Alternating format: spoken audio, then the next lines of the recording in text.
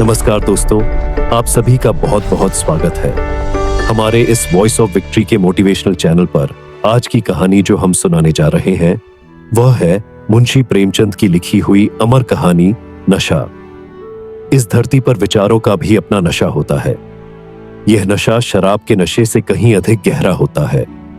यह धीरे धीरे दिल में उतरता है, फिर दिमाग में छा जाता है, और जब इसका असर चरम पर होता है तो इंसान अपने ही बनाए नियमों को तोड़ने लगता है।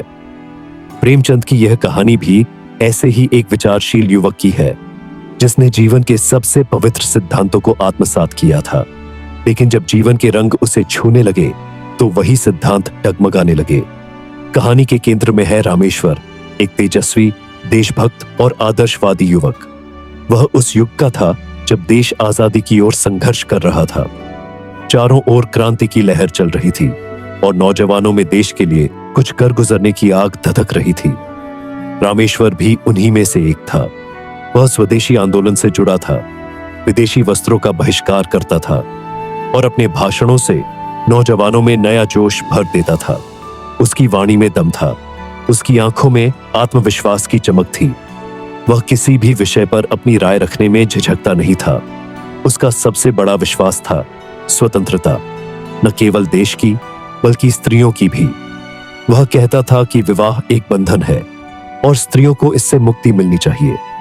उसका मानना था कि जब तक नारी स्वतंत्र नहीं होगी तब तक समाज प्रगति नहीं कर सकता। रामेश्वर का यह स्पष्ट विचार था कि जब देश स्वतंत्र हो तब विवाह जैसे बंधन में बंधना आत्ममुग्धता है। उसने यह प्रण ले लिया था कि जब तक देश स्वतंत्र नहीं होता वह विवाह नहीं करेगा। नारी के प्रति उसका दृष्टिकोण श्रद्धा से भरा हुआ था, लेकिन उसमें किसी प्रकार का आकर्षण या वासना नहीं थी।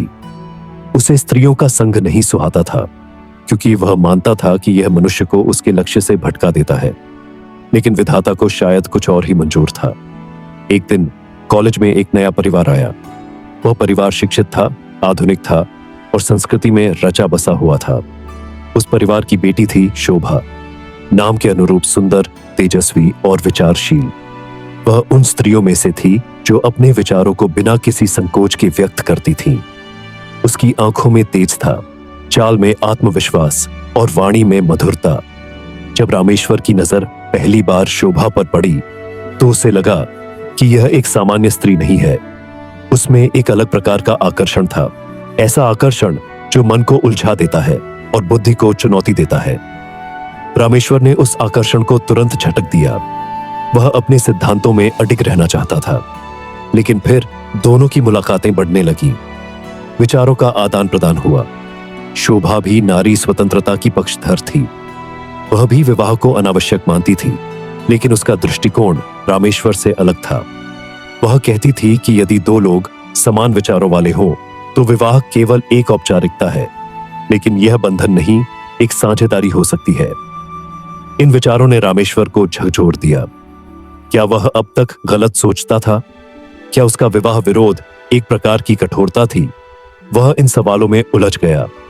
धीरे धीरे रामेश्वर अब कॉलेज के कामों से अधिक शोभा की बातों में रुचि लेने लगा।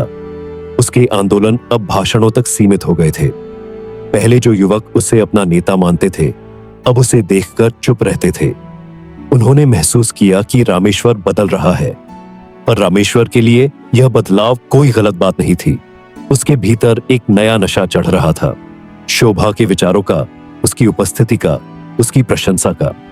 यह नशा धीरे धीरे उसके क्रांतिकारी विचारों को ढकने लगा था। एक दिन रामेश्वर ने शोभा से अपने मन की बात कही।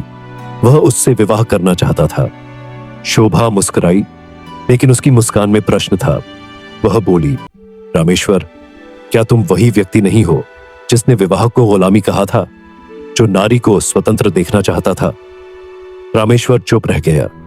वह समझ नहीं पा रहा था कि शोभा के प्रश्न में कौन सा उत्तर छिपा है। क्या यह इनकार है या एक आईना?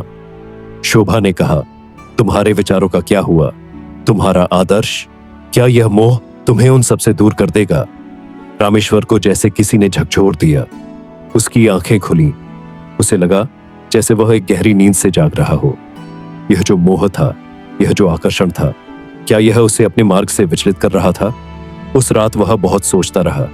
उसके सामने शोभा की छवि थी, उसकी बातें थीं और साथ ही उसके आदर्श भी।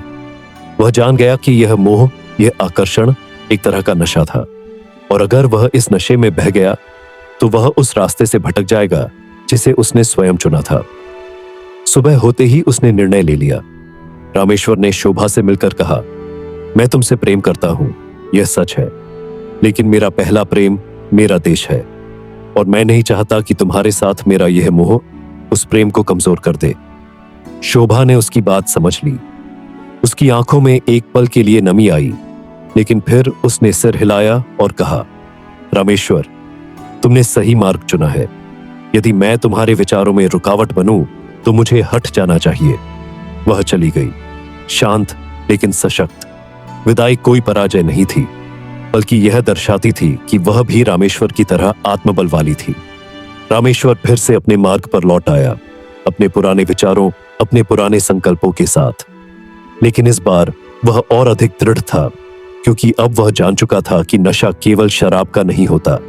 मोह, आकर्षण, प्रशंसा, ये सब भी एक प्रकार का नशा होते हैं, और जो इस नशे से खुद को बचा सके वही सच्चा क्रांतिकारी होता है। अगर आपको यह कहानी पसंद आई हो तो वीडियो को लाइक करें और चैनल को सब्सक्राइब करना ना भूले। ऐसे ही और रोचक कहानियों के लिए धन्यवाद।